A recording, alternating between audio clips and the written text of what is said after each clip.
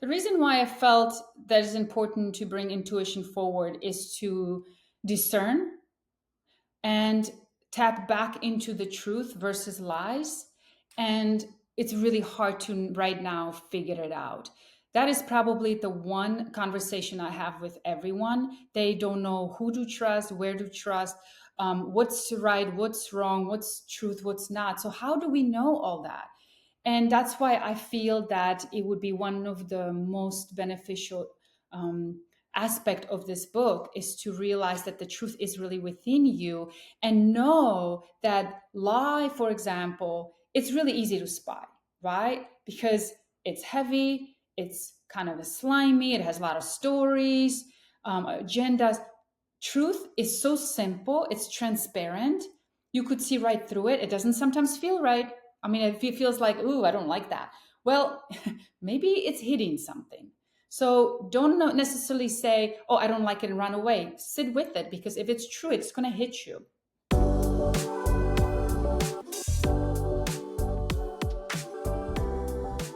Lenka, welcome to the Book Thinkers Life Changing Books podcast. I'm excited to chat with you all about intuition today. But first, what the heck is intuition?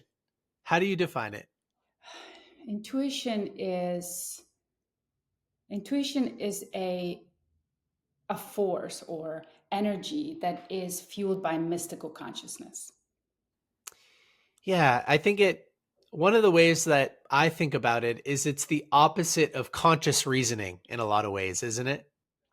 Yes, intuition is like, the word, I like to just, if I try to understand something, I take the word and I dissect it. So the intui means from within. So yes, it's information that comes from a source, not necessarily logical. And that's what the intuition comes somewhere from deep within that when people say, oh, I know this and I don't know how I know it, that comes from that intuitive sense. So intuition is living in the realm, like subtle realms. So it's not like you can go and touch it per se, like knowledge you can get from book, right? From somebody else's seminar. But intuition comes from this field of vast information, the universal mind that everyone has access to, but it doesn't have a direct link or 1-800 number. It's kind of like free for everyone to tap into. Yeah, there are so many different forms of intelligence. And I've been talking about your book a lot with my friends and family over the last couple of weeks, ever since I read it. And one of the ways that I've found myself describing intuition is sort of like a lost form of intelligence. I think that in today's world, especially in the West, we really value intellectual reasoning, logic. And we undermine and devalue other forms of intelligence like intuition. And so it's almost as if you were to build a spectrum of like logical reasoning and intuition. They're two ends of two polar opposites almost. But it's like we used to value intuition more. Why do you think that in today's world we're so logical and we ignore our intuition? Oh, well, we can open up the can of worms and go and dive deep. But the reasoning why it's not important, I think it's more about not looking back, but looking forward. Like if somebody says, I can teach you or guide you or reawaken something within you that will make your life better, healthier, more abundant, joyous, wouldn't you want to be like, yes? Um, I am all about finding the reasons, but that's not benefiting anyone, finding necessarily the reasons why we lost it.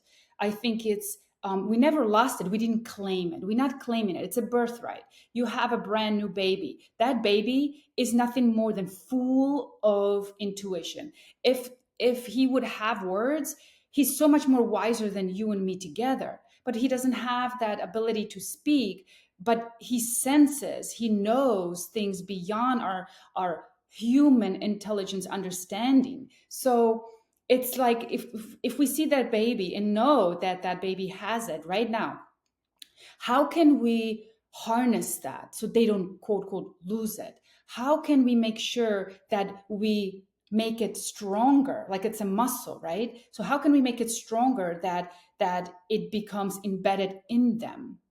However, intuition is something I believe we lost because, like you said, we valued the intelligent aspect of our existence. The value went on the outside of ourselves versus from the inside. But when we start valuing something from within, it grows our self-worth, because you have something now, like your baby have a worth of information. I wish we can just dig in, right? But if we can grow it with then understanding of a language and expression, we have now this little genius that could finally comes to all the senses, because I believe intuition is our first sense, not the sixth. So if we can take the first sense and then build on the words, the all the other senses, the kinesthetic and all the others, then we really are creating a genius. And we have that genius within us, all of us.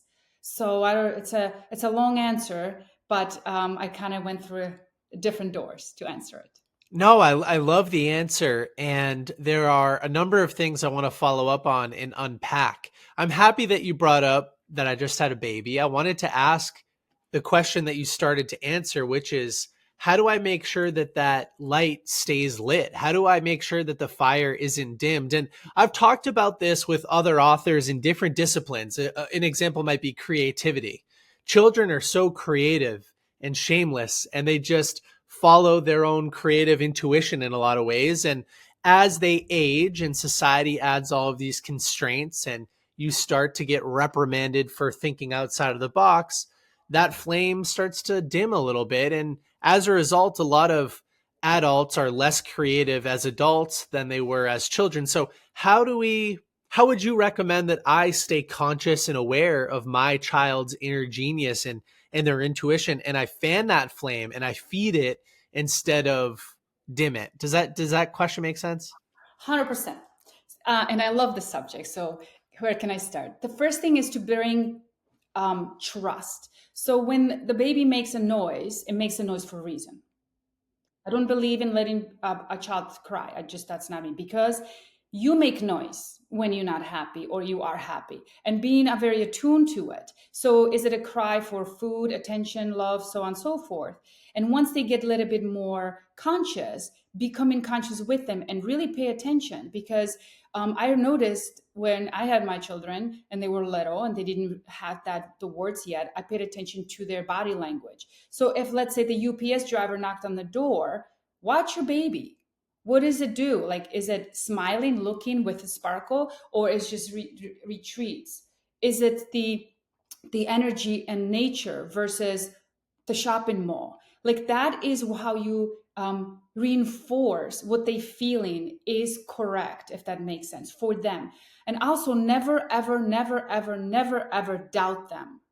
So which means if they don't like your cousin, trust it, because they have different relationship with them than you do, and you have to build the trust in them. You don't, if they say or they tell you by screaming they don't want to go to that restaurant, and I had, trust me, I have been in these moments, I trust it, because they are so much more attuned to that vibrational frequency of those places than I am, because I'm a little bit more denser.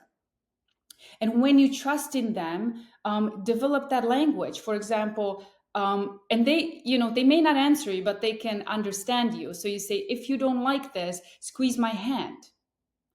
If you do want to go, then whatever, squeeze twice, or whatever, however the language is. So this is language between you and them, and it's beneficial because they need you, like a mama bear, papa bear kind of thing, to make them stronger. That muscle of the trust has to be developed 100%, because we are taught in a society to trust everything around them. I mean, we allowing to children sit on the laps of Santa Claus, and we don't even know who's underneath those outfits. And you see these children screaming in the park, in the line, and the moms and dad want the picture for whatever reason, versus that child is not happy. They don't like that person sitting in that outfit. Trust it. And there will be situations where it will be not beneficial to you and to your agenda. But the price is so great that you paid, because if they know when to get out of situation, when to make the business deal, and is based on that.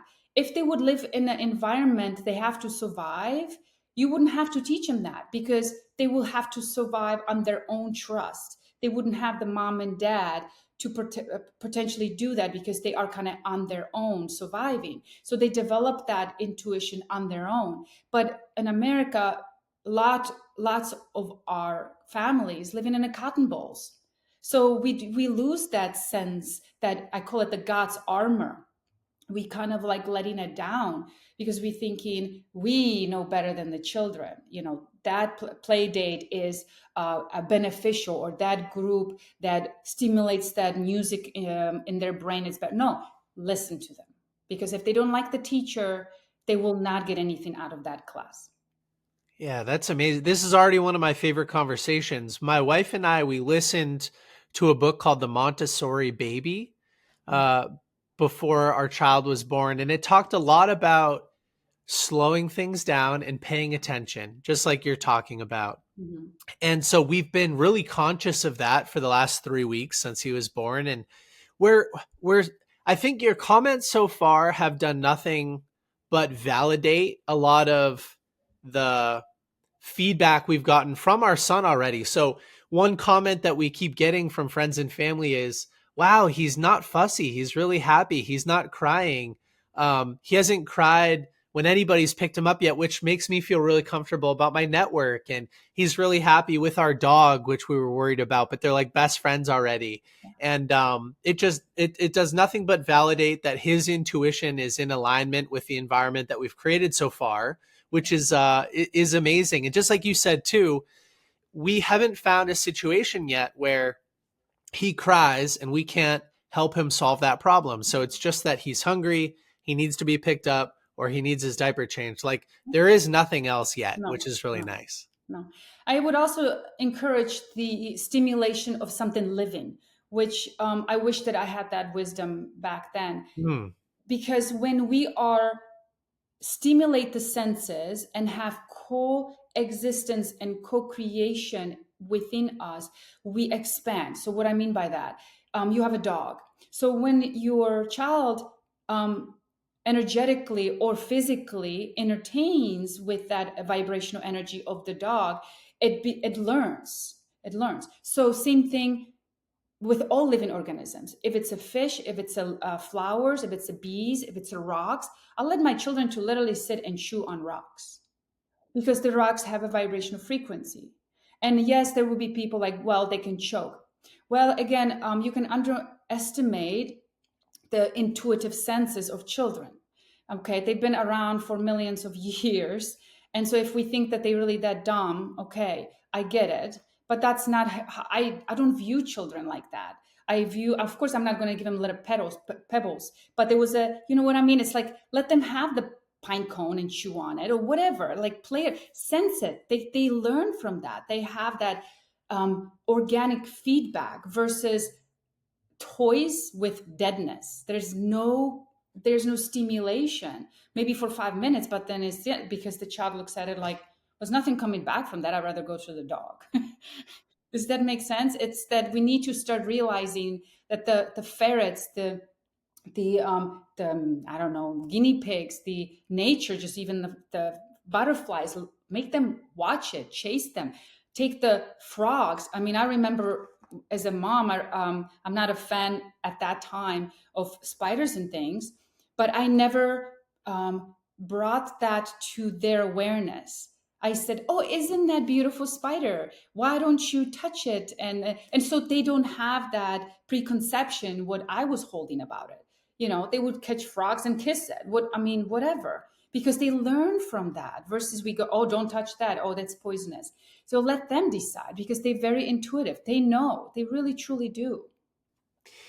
Yeah, that's wonderful advice. And I can't wait for my son to grow and participate in things with me with a little bit more of his own free will. But like every morning when I come back from the gym, I go to the backyard with the dog and I take my shoes and my socks off and we do a little bit of grounding in the sunlight and let my feet be on the earth without any protection. And like, I can't wait for the baby to be involved in those things and go to the beach and get in the ocean and feel what that's like. And so, yeah, I'm loving your advice so far. Were there any other things that you wish you knew other than the living organism piece when you had your when you had your children? Don't push them to school. I homeschooled my children, partially, well, actually, majority of their education. I wish I did it the whole time. Once they got old enough, they chose to go to school themselves. Like that was a time when, like, Mom, we ready? And but they really don't benefit from that. They benefit from you and your family and the love that you have, because nothing. There's just the schools are just too hard on their little sensitivity. I was very blessed because when we lived in Colorado, we had Montessori school on top of the hill, and our teacher was one of the starters of Montessori system in the United States, and she was already in her 70s, and she would start, and it doesn't matter if these children were 2 years old, as long as they can sit, they would meditate for 1 minute every morning with the candle. And I'm like, it's no way they can sit. But they actually did, and they looked forward to it. When there was a break, that she would have roosters and chickens and climb the trees, and she would let them just do whatever. And it was like the best school that I could have placed them in at that time. But I never found anything like this again.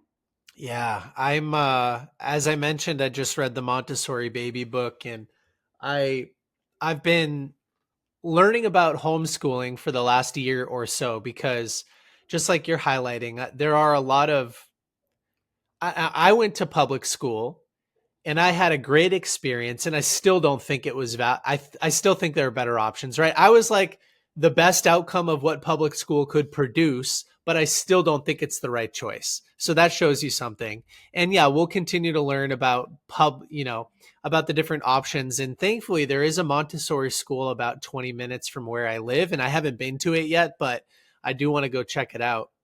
I think that's really great advice. And I've just learned in my own life, I've learned thousands of times more from my own human experience, paying attention to it, being aware, reflecting and digesting, journaling and meditating, and also in my own self education, reading and implementing books and learning from people like you than I ever did in school. So I'm like you, there's definitely better options. Yes. I think you just nailed exactly that perfect balance when you have these experiences that validate your intuition, and then you have the knowledge from others that you hoping to make a resonation with the experiences and the intuition. So that is like the wholeness of all. And you cannot project your great experiences you had in your public school, because that's not the same public school today. Yeah, I think so too. Mhm. So And when can I did just say you? one more thing? Oh Can I yeah, say of one more thing? course, of When you go course. into the education, well, look at it that public school systems have been not that old, and even the founding fathers of America have been homeschooled and had barely any education, and it's really been based on the industrial age. We are out of that. So if we understand just that logic, and our children are not part of the industrial age, that we don't have to go and check in and check out in the factory anymore. We don't have to be little robots. So that makes sense that it doesn't fit for them, that model anymore. Yeah, and I also read recently that almost all of the most successful entrepreneurs, like the famous ones in the United States today, everybody from Zuckerberg to Gates to Musk, none of them put their children in any type of traditional education. They all do a modified version of Montessori or homeschooling or something like that. Yep. Yep. You Yeah, got it. so if the people on this planet with the most access to resources and the highest level view of how the world actually works don't send their kids through the traditional education system, that's a sign. It is. Yeah. So let me ask you, let's go back in time a little bit. When did you first get interested in the subject of intuition? How were you exposed to this form of intelligence? I believe, again, if we go back to the Genesis, back in the baby, right? We all have that. I Looking back on that, I wasn't aware of it for a very long time. It just was part of me. I had this feeling that everybody knows what I know, feel what I feel. And there was no questioning because you just don't understand that other people are different, especially when you're a child. You know, that whole prejudice, it doesn't exist in children's mind. And looking back on that, I would say that intuition was part of very deep program of myself. And also the reason for that is I was growing up in a communist regime, and because we were raised in communist regime, we were not allowed to have religion. And because you don't have religion, you don't necessarily have set rules of BS belief system. So you're kind of like an empty vessel, and because we are empty vessels, something comes through you and you can discern what that is. And I believe that that was the dance with that intuitive forces, because I was just open and I just say yes to that, I guess. Once I was older and it got more denser with the physical aspect of existence, I didn't really think too much of it. And going back to becoming a mom, that reawakened it. It was just going back into that primal state is what is important. And I just felt like this is the realm that I could call home. And it's just such a strong nature in me. And there's so much value and and not understanding. And so I want to bring that powerful ingredient back into the mainstream, back into our school system, back into the children's hands where it belongs. Yeah, you mentioned it as like a primal nature. And I think that there's something really subtractive about what you're saying. Like, if you remove all of the glitz and the glamour of 2024, 2025, the hustle culture that most of us are subscribed to, the countless hours of scrolling on social media and divisive TV and news content, and you remove all of that, right? It's subtractive. If you remove it, what are you left with? I mean, you've got to go inwards in order to entertain yourself, and you spend more time thinking about thinking and in meditation and in nature, like you talked about. And in those places, intuition can be reawakened, probably a little bit easier than by just watching TV all day long. It's almost like you turn off the lights and you bored, like the children, like, I have teenagers now. Well, I'm bored. Perfect. Those are the perfect time for imagination to come in and things to can be create, right, from imagination and intuition is kind of this ingredients for the next level of success, right? Because you have to turn off the lights, you have to be bored, and something will emerge from within. So we don't have that ability to do that anymore. I mean, we do have ability, we choose not to, because we are so scared of what's inside of us. It's like, what do I do with this nothingness? Like, that's so scary. But it's actually such a vast, um, mystical existence in there. If you are brave enough to dig deeper, there's definitely rewards to be granted. Yeah, there's some type of quote, and I'm going to butcher it, and I don't even remember who said it, but it was something like, all of man's problems stem from his inability to sit quietly in a room for 10 minutes or something like that. Yeah, yeah. Even 2 minutes, it's hard. Yes. Hmm. Yeah. What does, I know that in the book you talk quite a bit about breath work. What does your routine look like today as far as meditation or breath work, or how do you channel your intuition today? I, simple thing brings intuition forward, which is awareness, and you said that. So the minute you are aware, you already are in that realm of, okay, I see you. It's almost like you looking at something, but you see it. It's not just you looking. It's just you seeing something deeper than it's there. And so that is just simple as that. But how do I hold that vibration to the cosmic consciousness and so on and so forth? Because the primal is within us. Okay. Oh, always, always, always, always. until the last breath we take. So there's always something in us. But expand on that and evolve on that. I just bring consciousness to the breath, like you said, slowing down, making that coherence between the brain and the heart. And it just takes seconds. If you want to enhance it and bring a little bit more oxygen into the brain, deepen your breath and bring again the awareness into that depth, deepen inhales and exhales, and kumbhaka, which is the retention of breath. All of these simple and accessible exercises are there, and you can do it in a matter of minutes. And also, I believe that if you want to enhance your intuitive senses, going to sleep aware where you're going, where you want to be during the sleep and when you wake up, and also when you're waking up. Why?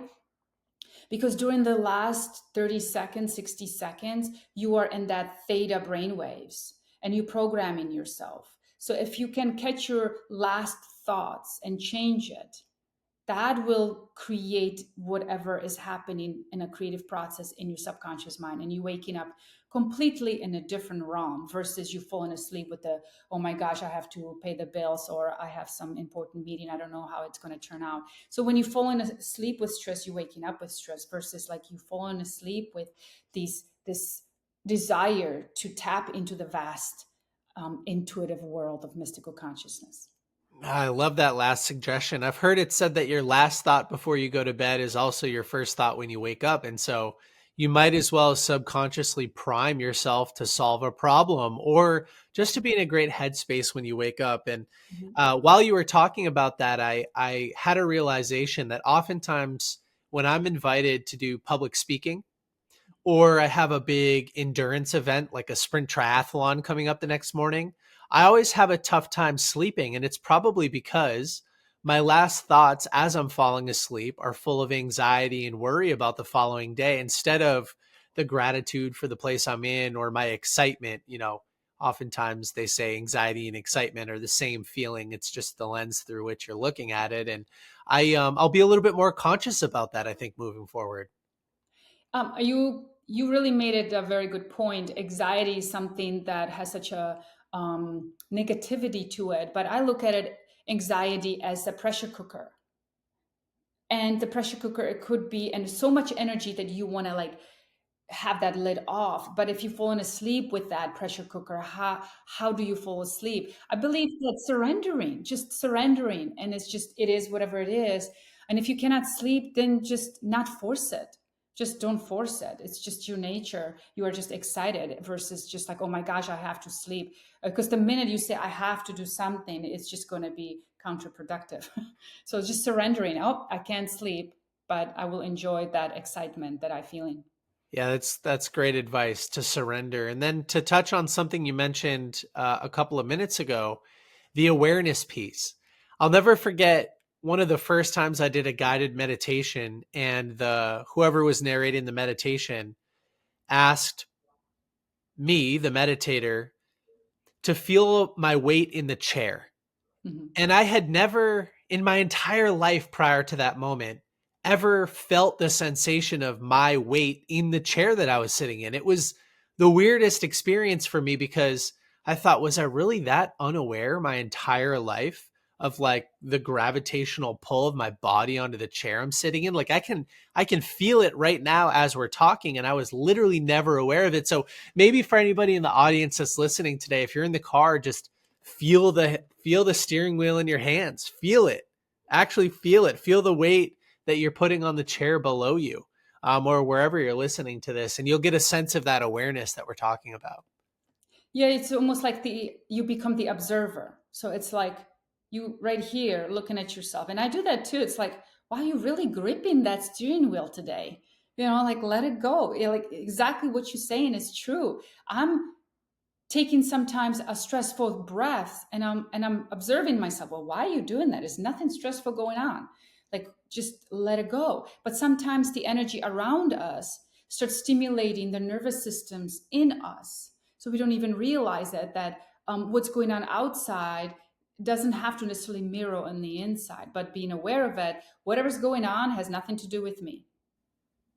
Yeah, Go I've home. found it I've found it helpful to zoom really far out sometimes. So if I find myself, let's use your example, like I've got some stressful breaths going on because I just read an email in front of my computer, and then I zoom out and I can look at myself from a few feet away, just Nick in front of his computer, and that helps. But then zoom out and look at the entire, continent of North America, and all of a sudden it lessens. And then look at the entire world from space, and then you're like, wow, that email is pretty insignificant there, and it helps me slow things down and Yeah. reassess. Yes, and if you want to tap into the depth of that email you're reading, is that sometimes when you read the email, it's just words, but you actually tapping into the energy of that person's intention. So this is exactly how our cell phones have been created on the telepathical communication. Everything on the AI is just copying us. We are the supercomputers.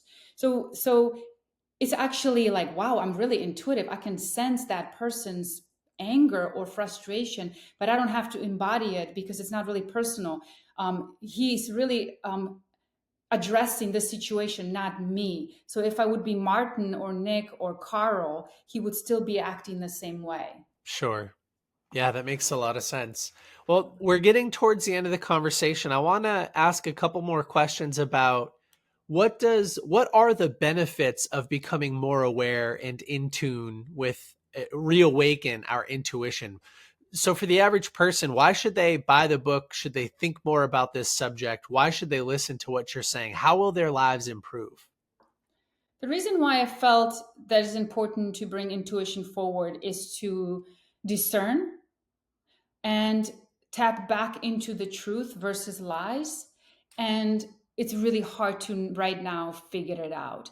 That is probably the one conversation I have with everyone. They don't know who to trust, where to trust, what's right, what's wrong, what's truth, what's not. So, how do we know all that? And that's why I feel that it would be one of the most beneficial um, aspect of this book is to realize that the truth is really within you, and know that lie, for example, it's really easy to spot, right? Because it's heavy, it's kind of a slimy, it has a lot of stories, agendas. Truth is so simple, it's transparent. You could see right through it. It doesn't sometimes feel right. I mean, if it feels like, ooh, I don't like that. Well, maybe it's hitting something. So don't necessarily say, oh, I don't like it and run away. Sit with it, because if it's true, it's going to hit you. But then what I found very, very fascinating is deception is the mixture of both, which we have to give ourselves compassion, because even though I would call myself pretty evolved intuitive, I deception is hard to figure out, because you have a conversation, or you have a documentary or a movie, and then you have a little bit of the truth, and then the lie, and then the truth, and then the lie. And if you're not aware how that vibrational frequency going up and down, you will be taking this all as a lie or all as a truth. And that goes with our personal relationships, that goes with our business relationships, with all of this. So being very sensitive to the frequency, how does it feel when somebody's speaking the truth? How does it feel when they're lying? And know the difference during that conversation. Because I believe the next cycle of our existence, we're going to have currency of integrity and honesty. And that will be truly how we're going to be choosing our relationships, our businesses. All of that's going to be based on that. But if you're missing the boat on how to tell the difference, you're going to really miss out. And I suppose I feel good saying that. I look forward to that world where all of us are paying a little bit more attention to integrity and truthfulness and transparency and things like that. I feel like the world will be a better place, and I'm happy that you're promoting this type of thinking. Two more questions. First, where can people go to learn more about you and get a copy of the book? I have everything on my website, lenka.org, trying to make it simple, lenka.org. And I'm tapping a little bit into the social media. once my kids are kind of out the door, so I finally have more time. So I have Instagram and TikTok and Twitter, and all the other things, but mainly everything's on lenka.org. And I constantly trying to put new information out there. And my book is on Amazon, readily available. All right, fantastic. And it has my stamp of approval. So here's my last question. And by the way, we'll make sure we get all of those links in the show notes. Normally, I have a co host on the podcast. His name is Luke. He was not available to attend today, but here's his sort of famous last question. If your book and your website and all of your work sort of disappeared, but you could leave the world with one simple piece of advice or one simple message, and I didn't prep you for this, so whatever comes to mind first is okay. What would that simple piece of advice or message be? Simple advice would be that do not forget how powerful you are, because you are sovereign divine being. Hmm. If you understand what I just said, you don't need anything else. Oh, that's awesome. Oh, well, thank you so much for coming on the podcast today. And I'll continue sharing your work and talking about it with everybody. And it really was a pleasure getting to chat with you again. Thank you. Thank you.